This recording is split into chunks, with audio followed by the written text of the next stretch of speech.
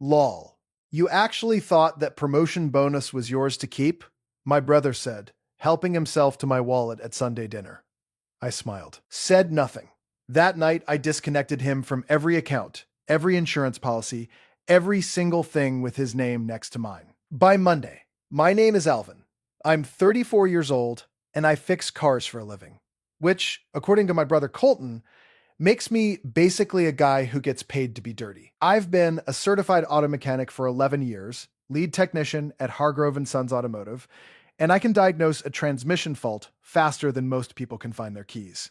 But none of that matters to this story. What matters is what happened at Sunday dinner 6 weeks ago, when Colton reached across the table, pulled my wallet out of my jacket pocket, opened it like it was his, and said, loud enough for everyone to hear, lol. You actually thought that promotion bonus was yours to keep? He was grinning. My mother was laughing. My wife, Sandra, pressed her lips together in that way she does when she finds something funny but is trying to look polite about it. I smiled. Said nothing. That night, I disconnected him from every account, every insurance policy, every single thing with his name next to mine. By Monday, he'd called 4 times before noon. But let me back up. I grew up in Millhaven, a mid-sized Rust Belt town, where the 2 main exports were auto parts and low expectations. Our neighborhood smelled like cut grass in summer and wood smoke in fall, and the houses all looked like they were built by someone who ran out of ambition halfway through the garage. We were 4. Mom, whose name was Lorraine, Dad, whose name was Walt, my brother Colton, and me. Colton is 3 years older than me and has been, for as long as I can remember, the designated personality in our family. The one with the big laugh. The one who walked into a room and the room rearranged itself around him.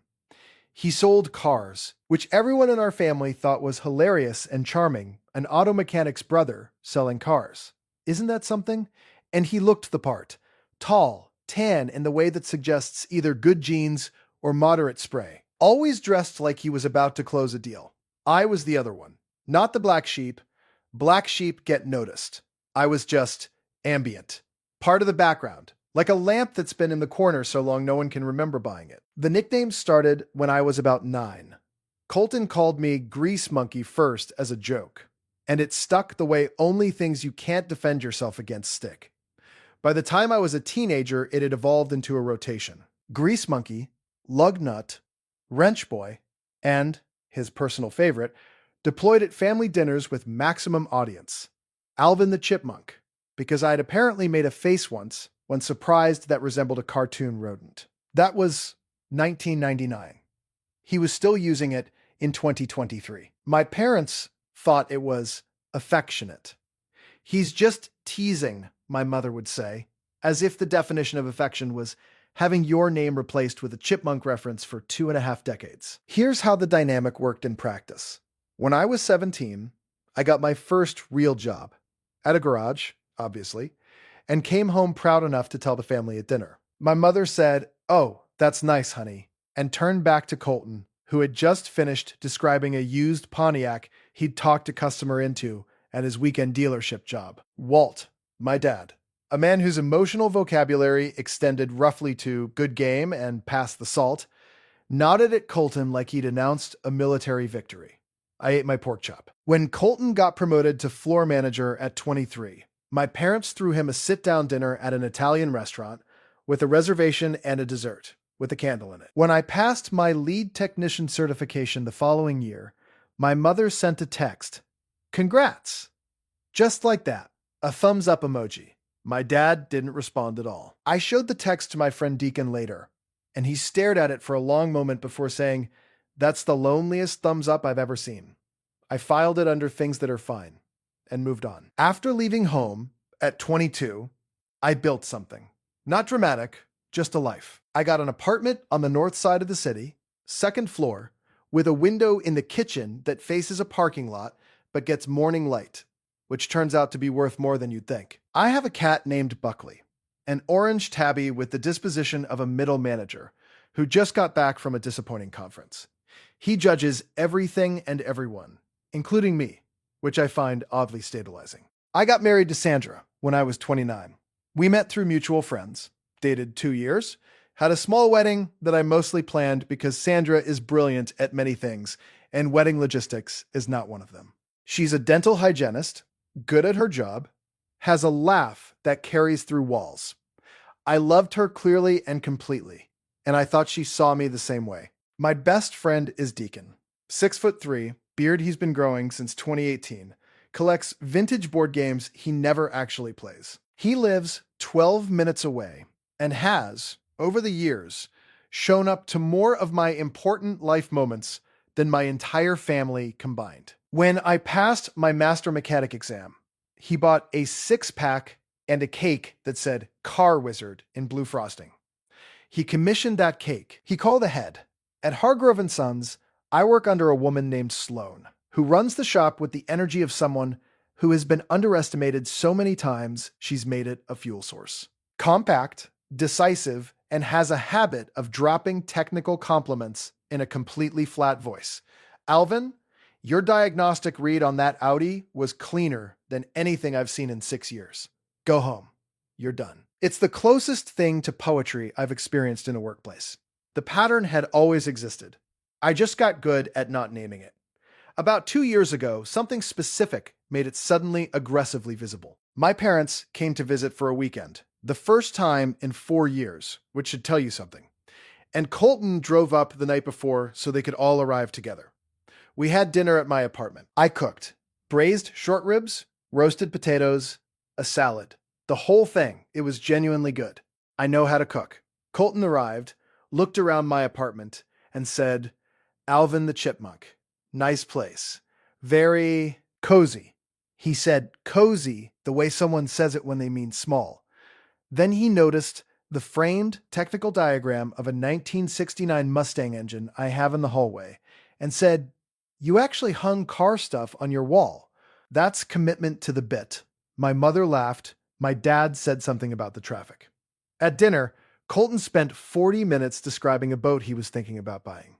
Not a boat he owned, a boat he was considering. He had brochures on his phone. My mother studied the photos like they were fine art. Walt asked about the engine horsepower, more technical curiosity than he'd shown about my actual profession in 11 years combined. I got up to refill the breadbasket. When I sat back down, the conversation had moved on, and no one marked my return. Buckley had appeared from under the couch and was sitting beside Colton's chair in a posture of cautious fascination. Even the cat, I thought. Even the cat. I told myself it was fine. I was wrong. Now we get to Sunday dinner. 6 weeks ago, pay attention, I'd just received a bonus at work. Not a small one. Sloan had restructured the shop's diagnostic billing, and I'd been the one to implement the new workflow, researching the software, training the junior techs, documenting the entire process over 4 months. The bonus was $1,200, which is real money when you're a mechanic and not a car salesman with a boat brochure.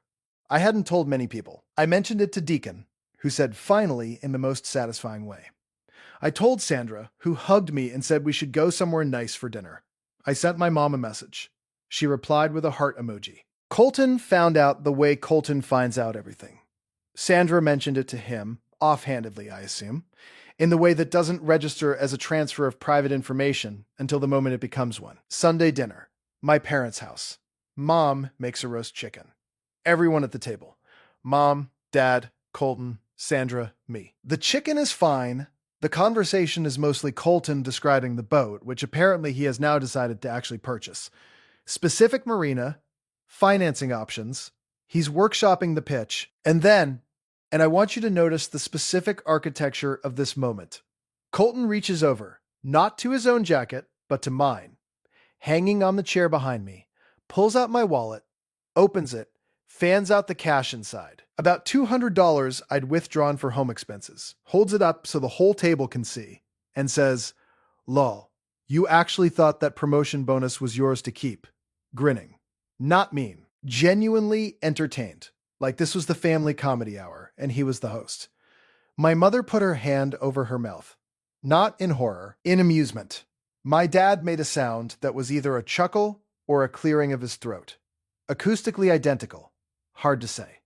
And Sandra, my wife.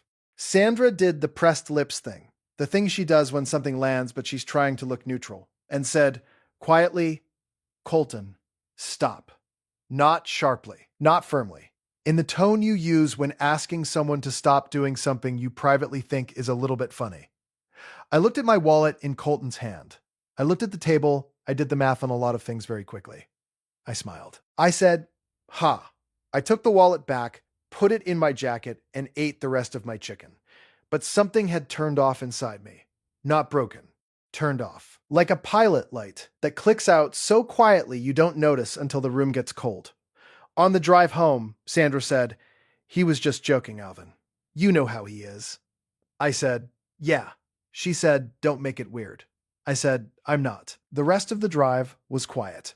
She turned on a podcast. Buckley was asleep on the couch when we got home, and I sat next to him for a while without doing anything in particular, just sitting there listening to a cat breathe. That night, after Sandra fell asleep, I opened my laptop. Colton was on my auto insurance as a secondary driver, a favor I'd done 2 years ago when his policy lapsed and he needed coverage for a week that stretched into 8 months. He was listed as a contact on my roadside assistance membership, added after he'd been stranded once, and needed the service. There was a streaming account, a backup email recovery address I'd set up for him, a warehouse store membership I'd added him to because it's cheaper as a family plan. His words. I removed him from all of it, one by one, methodically, with the same focus I use when tracing a fault in a wiring harness. Systematic, deliberate, complete. I closed the laptop at 1:17 a.m. and slept fine Monday morning. My phone started before 9. First call, voicemail. Hey, Alvin. Chipmunk. My insurance says I've been removed. Call me back. Second call, voicemail. Okay, so I'm also getting an error on the warehouse app. What's going on? Third call, I answered. What did you do? He said. Not confused, indignant.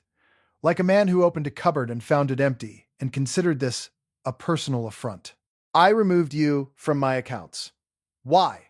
Because they're my accounts. Pause. Is this about the wallet thing? Alvin, that was a joke. I know. So, you're being serious right now. Yes. Another pause. Then, with slightly less confidence, the insurance thing is actually a problem. I've got my car. You'll need your own policy, I said. Geico has decent rates. I'll text you the number. I hung up and went to work. I want to tell you about something that happened at the shop around the same time, because the two things are connected, even when they don't look it. 3 weeks after the Sunday dinner, Sloane called me into her office, a small room smelling of motor oil and the spearmint gum she chews constantly, and told me she was recommending me for senior technician classification. Title change, pay bump, first assignment on specialty vehicles. She said, "You've been doing this work for 2 years without the title. I should have moved faster." She said it with no particular emotion, the way she says most things. But coming from Sloane, that sentence was basically a standing ovation. I walked out of that office and sat in my car for a few minutes, just absorbing it.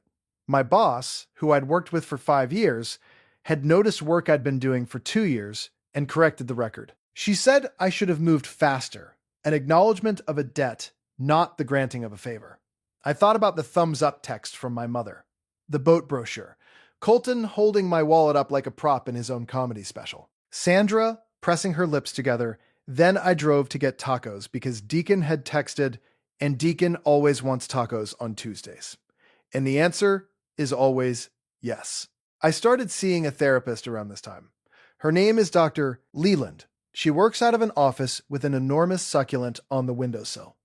The kind that's been there so long it looks structural. She wears reading glasses she never actually uses for reading. She just holds them while she talks, which gives her the permanent appearance of someone about to say something precise. In our third session, I told her the wallet story.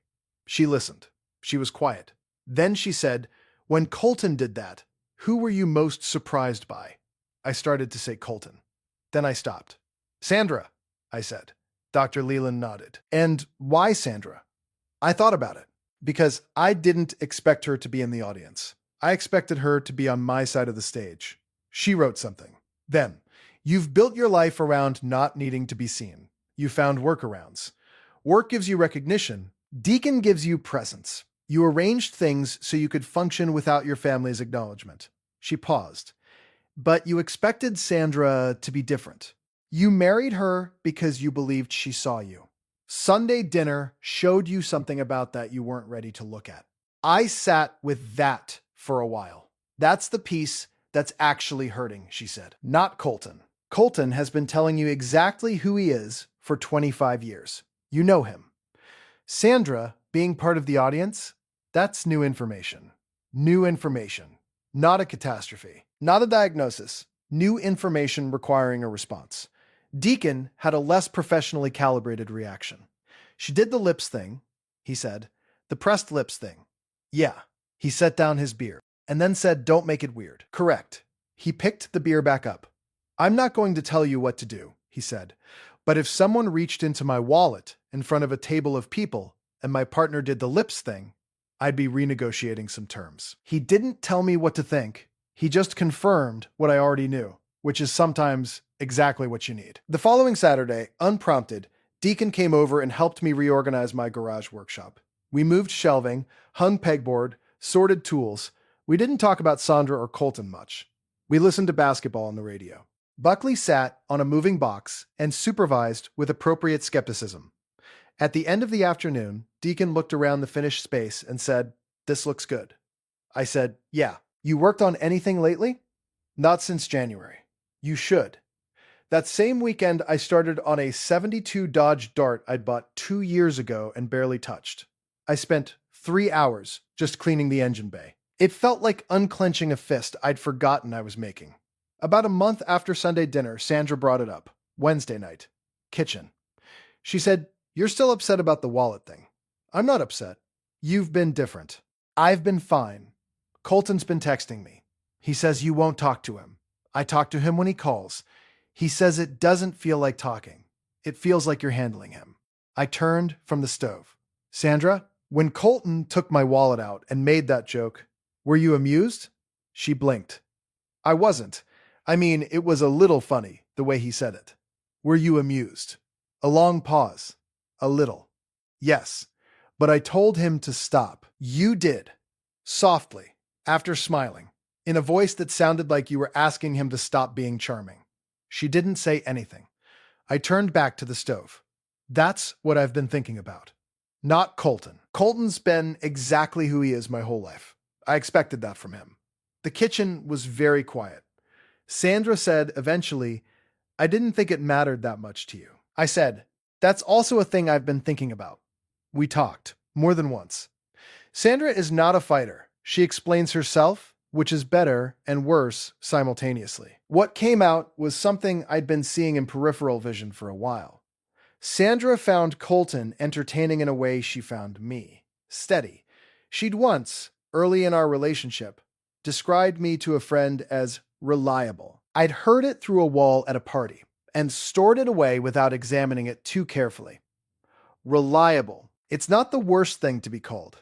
It's just not what you want to be called by the person who chose you. Here's the truly absurd part, the part I need you to fully appreciate.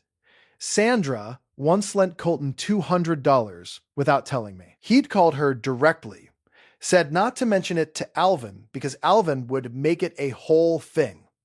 And she'd sent the money through her banking app. I found out when I saw the notification on her tablet, where the joint account is visible on 2 devices. When I asked about it, she said she hadn't wanted to cause conflict. I want you to sit with that. My wife lent my brother money in secret from our joint account to avoid a conflict between them. The conflict being, apparently, Colton not getting the money. I did not yell. I said, that money came from our joint account. She said she'd pay it back from her personal account. I said, that's not really the point. She said she knew. She did pay it back. And she told Colton going forward not to contact her about money. Whether Colton respected that, he did not, is a different story entirely.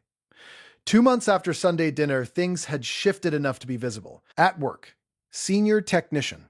First specialty assignment was a restoration project, a '68 Camaro brought in by a collector who'd heard about my dart work. Sloan introduced me to him with the specific words. This is Alvin. He's the one you want. She said it the way you introduce someone who has genuinely earned the sentence, with Colton. Silence, punctuated by occasional reaching out for things. He needed co-signing on a rental application. He wanted documentation for a tool set that had once been our grandfather's and was now technically mine. He asked, through Sandra, if I'd add him back to the warehouse membership. The answer to all of these was no. Said each time without explanation, without anger, without the guilt spiral, I would have done 2 years ago. Just no. Deacon called this the new economy. I called it overdue. The call that mattered came on a Sunday evening, 8 weeks after the dinner. Colton, from his cell, carrying that specific tone I'd known since childhood. The one that means I need something wrapped in enough charm that you don't notice until it's already unwrapped. Hey, Lugnut, still with the nickname. I wrote it down mentally as data. Listen, I've got a situation, a minor fender bender, the other driver disputing fault, and his new policy, the one he'd had to get himself after I removed him from mine, didn't have enough coverage. He needed help with the deductible. Just a loan, obviously. And could I look at the car and write up an informal assessment? Since I was a mechanic, that might help in the dispute. So you want me to put my professional credibility behind your fender bender? I said. I wouldn't phrase it like that. I know you wouldn't. Silence. Colton, I said. I'm not going to do that, and I'm not lending you money for the deductible. Alvin, I want to say something to you, and I'd like you to actually hear it, not just wait for me to finish, so you can respond. A pause. Then, okay. You have called me Lugnut and Grease Monkey and Alvin the Chipmunk for 25 years, at family dinners, at my own house, in front of my wife. You reached into my jacket, took out my wallet, and used it as a punchline in front of our parents and my wife. You borrowed money through my wife without telling me. You have been on my insurance, my warehouse membership, and my streaming account for a combined 37 months without offering to pay a single portion of any of it. I heard him breathing. None of those things are catastrophic individually. I know that. And I know you don't think of yourself as someone who takes advantage of people. I genuinely believe that. But I want you to understand. I kept a record, not because I was planning to use it. My brain just does that. And when I laid it out in front of myself, I couldn't figure out what I was getting from this arrangement. Long pause. Colton said quietly, I didn't think of it that way. I know. The nicknames are not affectionate, I said. You've done it so long, you've forgotten that. But every time you call me that in front of other people, you're reminding everyone around us that you don't consider me quite your equal. And I'm done treating that like a personality quirk I need to accommodate. More silence. Then, in a voice that had dropped the salesman register entirely, just my brother, talking. I don't know what to say. You don't have to say anything right now. I'm not calling to collect an apology. I just needed you to know that I see the full picture, and I'm done pretending that I don't. He texted at 11 p.m. I hear you. I need to think. I put my phone face down and went back to the Dart. Here is where things are now. Colton hasn't used a nickname since that phone call. Not once. I don't know if it'll last, but I'm keeping track. And so far, the record is clean. He came to a family dinner last month and asked me at some point in the evening how the Camaro restoration was going. He listened to the answer. He interrupted once to say something about engine specs, and then caught himself. But he listened more than he didn't, which for Colton is statistically significant. My parents don't know the specifics. My mother has noticed things are a little different between you two, and filed it under temporary male moodiness, which is the category she uses for anything she doesn't want to examine closely. Sandra and I are still working through things. I want to be honest about that. No dramatic resolution. A series of uncomfortable, clarifying conversations that are still ongoing. She came to one therapy session with me. Dr. Leland said almost nothing and asked 2 questions that sent Sandra quiet for the entire drive home. What I can tell you is this. Last Saturday, Sandra brought me coffee in the garage while I was working on the Dart. She stood in the doorway a while, watching. Then she said quietly, "You look good doing that." Not placating. Not performing, in the way you say something when you've been looking at a thing for years without actually seeing it. I took the coffee. I said, "Thanks." It was a small moment, but small moments are the only currency that actually spends. My name is Alvin.